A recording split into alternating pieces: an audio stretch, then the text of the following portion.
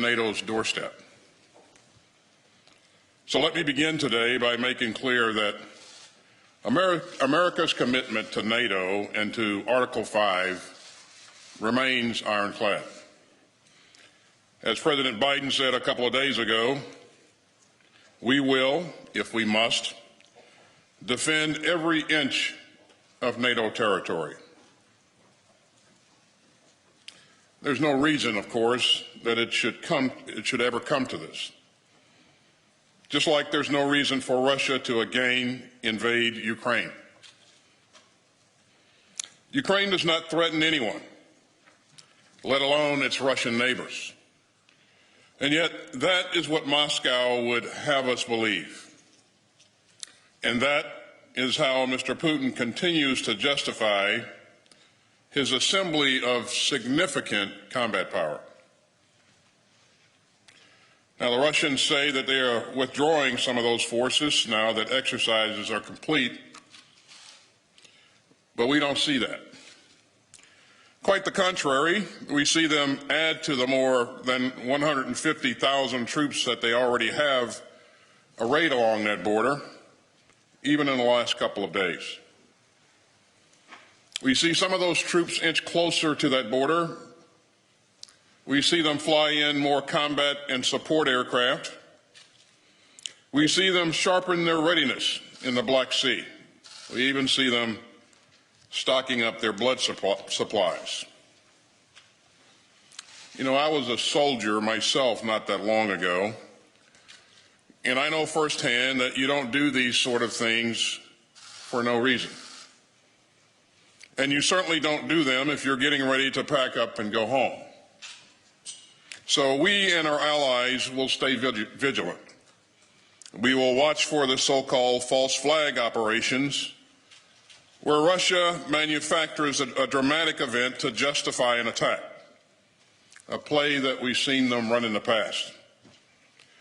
And we will continue to explore ways to enhance our readiness, as the United States and others have done with additional troop deployments to NATO's eastern flank. And we will closely match Russian words to Russian deeds, what they say to what they actually do. Of course, one thing that Mr. Putin says he wants to do is to engage in more dialogue. And as we have said all along, we would welcome that. We believe there's still time and space for diplomacy to work, and we are in lockstep with our allies and partners towards that end. A peaceful outcome that respects Ukraine's sovereignty and territorial integrity represents the best outcome for Ukraine, to be sure, but also for Russia and the Russian people. If Mr. Putin is serious about achieving that sort of outcome, he will find in the United States and in this alliance no better or more serious interlocutor. And if he's not, as his deeds thus far tend to indicate, it will be clear to the entire world that he started a war with diplomatic options left on the table. It will be Mr. Putin who will bear the responsibility for the suffering and the immense sacrifice that ensues. You know, I've been doing this for a long time, this business of national security. I joined the United States Army in the middle of the Cold War, and I have served and fought alongside NATO allies for the better part of my adult life. But I can honestly say that I have never seen the alliance more relevant and more united and more resolute than I see it today. Mr. Putin says that he doesn't want a strong NATO on his western flank. He's getting exactly that. I'll soon depart for Poland and then to Lithuania to spend some time with these strong allies who likewise take these obligations seriously. I'll visit with their troops and mine, see their leaders, talk with mine and talk about how together we can bolster the defense of the alliance. I'd also like to add my appreciation to Bulgaria, who just today agreed to host a U.S. Army Stryker company for joint training opportunities. Now, these troops will be departing Germany in the coming days, and they'll help ensure our readiness and our interoperability with Bulgaria as our NATO ally. All that is to say that I leave here incredibly proud of the alliance and satisfied in the knowledge that we will be sure-footed in the face of aggression, but dedicated, as always, to the prospect of peace. Harry Truman, the American president when NATO was founded, put it best when he noted that though peace was difficult, war was not inevitable. And so it is today. There is nothing inevitable about this looming conflict. It can still be averted.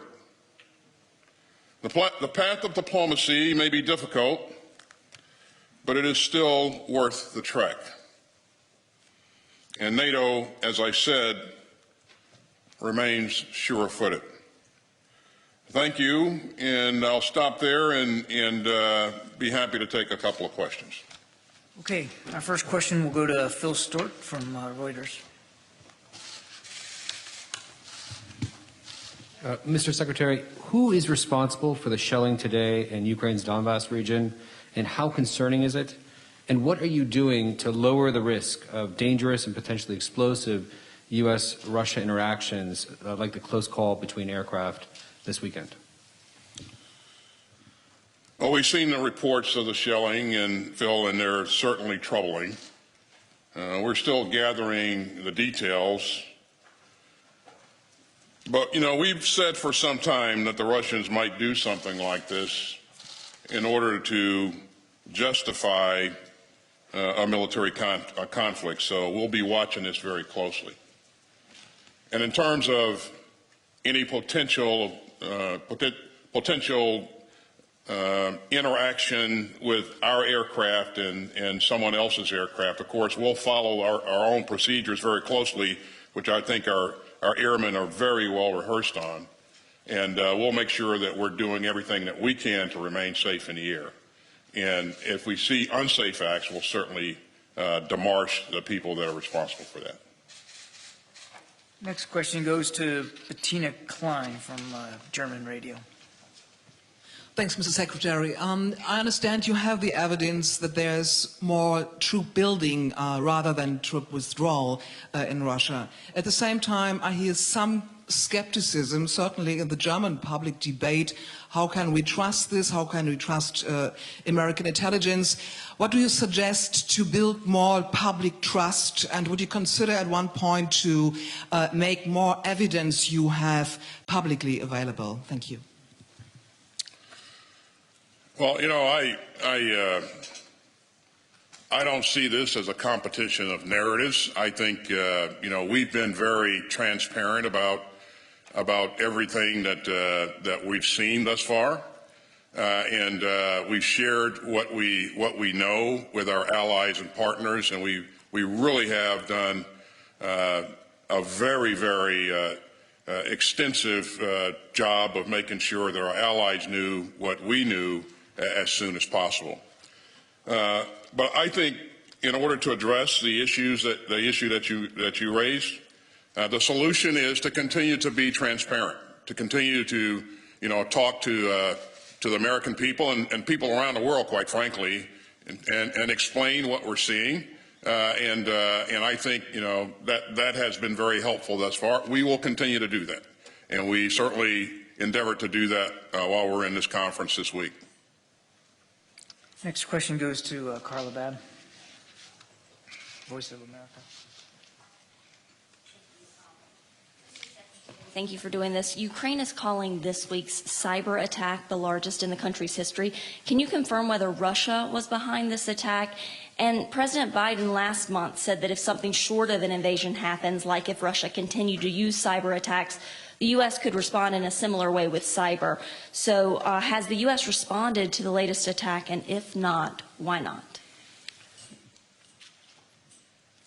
In terms of confirming whether or not this was Russia that was behind this, the intelligence community continues to assess what happened there. But I will just point out to you that this is a play taken out of his playbook. You know, we would expect to see before any attack, we would expect to see cyber attacks, false flag activities. And a number of other things, increasing rhetoric in the information space, and we're beginning to see more and more of that.